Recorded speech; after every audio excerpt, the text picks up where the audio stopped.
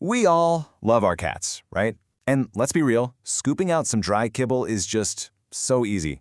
But what if that super convenient meal has a pretty serious hidden downside?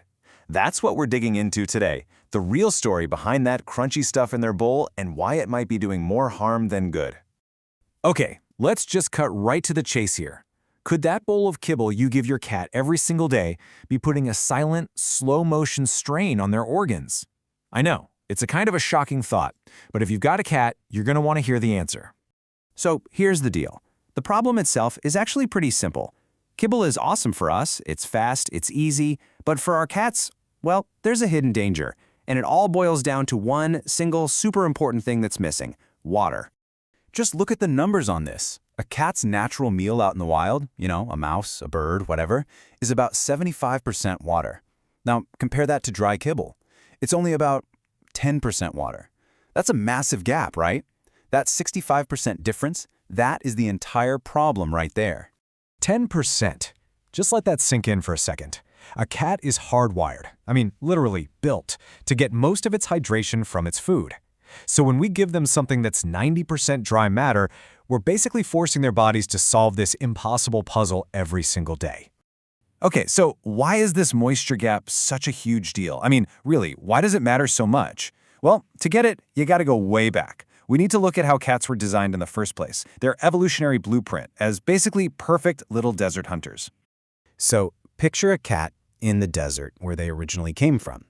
They evolved to get pretty much all the water they need from the things they ate. See, they don't have a strong thirst drive like we do, or even like dogs do. It's just not in their programming. So you give them a bowl of dry food, and their brain doesn't scream, "Hey, go drink a ton of water to make up for this." They just don't. And what happens then? Well, it leads to this really dangerous state called chronic low-level dehydration. Now, this doesn't mean your cat is walking around parched and desperate for water. It's way more subtle than that. Think of it like running your car's engine constantly low on oil. It still runs, but day after day, you're putting this incredible strain on all the important parts, forcing organs like the kidneys to just work way, way too hard. So you can see how this all connects. It's like a dangerous domino effect. It starts with the dry kibble. That leads straight to that chronic dehydration we just talked about, which then puts that silent, nonstop pressure on their organs, especially their kidneys. And over years and years, that strain is what can lead to a much higher risk of kidney disease, which sadly is one of the biggest reasons we lose our older cats. And that right there brings us to a really tough pill to swallow. The research is pretty blunt about it. When we ignore this prey diet model, the way a cat is actually supposed to get its water, we might literally, even though we don't mean to, be shortening their lives. The stakes don't get much higher than that. Okay, but it's not all bad news, I promise. There is a flip side to this, because once you really understand the problem, the solution is actually pretty simple. It's really intuitive. It's all about just copying what nature already figured out. They call it the prey diet model. And the whole idea is to work with your cat's biology instead of fighting against it. All it means is feeding them food that has that same high water content as the prey they evolved to hunt.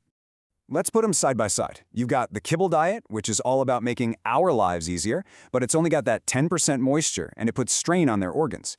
Then you've got the prey diet model. Its whole focus is on hydration. You're aiming for that 75% moisture level, and what you get is organ support.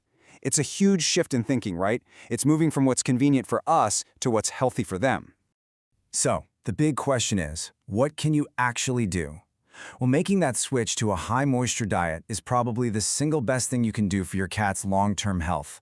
We're talking wet food, a raw diet, even just adding water to rehydrate their food. That's the key. That's how you stop this silent dehydration crisis and give them a shot at a much longer, healthier life with you. So next time you go to feed your cat, just pause for a second and ask yourself this one question. What is this bowl of food really for? Is it for my convenience, or is it for their health?